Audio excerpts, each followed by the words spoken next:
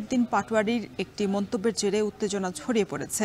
এতে চকরিয়ায় বিক্ষোভ মিছিল করছে ছাত্রদল, সরিয়ে দেওয়া হয়েছে এনসিপির মঞ্চ।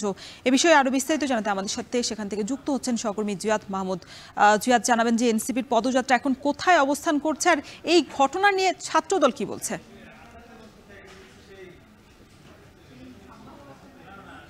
মূলত এনসিপির যেই পদযাত্রা সেটি কক্সবাজারে দুপুর 2টার কিছু পরে শেষ হয়েছে পথসভাটি। সেই পথসভায় যে বক্তব্য দিয়েছেন নাসিরউদ্দিন পাটোয়ারি, সেই বক্তব্যটি নিয়ে মূলত এখানে বিএনপির নেতাকর্মীরা বিক্ষুব্ধ হয়ে ওঠেন এবং তারা চকরিয়া যে আসনটি, সেখানে বর্ষিয়ান নেতা বিএনপির স্থায়ী কমিটির সদস্য এপিএস সালাউদ্দিন আহমেদ, তিনি দীর্ঘদিন ধরে এই অঞ্চলে রাজনীতি করেছেন এবং তাকে নিয়ে মূলত একটি নেতিবাচক বক্তব্য দেওয়া হয়েছে মঞ্চে। সেটিকে ঘিরে এখানকার নেতাকর্মীরা বিক্ষুব্ধ হয়ে ওঠেন এবং জড়ো হন এই চকরিয়া পৌরসভায়। এবং আমরা দেখেছি কয়েকটি মার্কেট জুড়ে শত শত নেতাকর্মী আসলে এখানে জড়ো হয়েছিলেন এবং তারা বিক্ষোভ প্রদর্শন করতে থাকেন। এক পর্যায়ে তারা সড়কে উঠে আসেন, তবে আইনশৃঙ্খলা রক্ষাকারী বাহিনী, সেনাবাহিনী তাদেরকে সড়ক থেকে সরিয়ে দিলে তারা সড়কের পাশে গিয়ে অবস্থান নিয়ে বিক্ষুব্ধ স্লোগান দিতে থাকেন এবং পুরো এই চকরিয়া এলাকাটিতে এক ধরনের থমথমে বা উত্তেজনাকর পরিস্থিতি আসলে তৈরি হয়।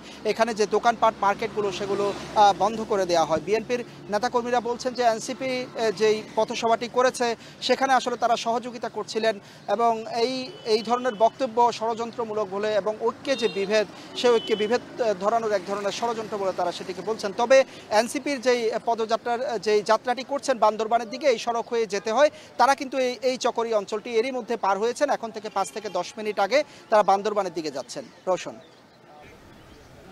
কক্সবাজারে এনসিপি ছাত্রদলের মুখোমুখি ঘটনায় বিস্তারিত জানাচ্ছিলেন আমাদের সহকর্মী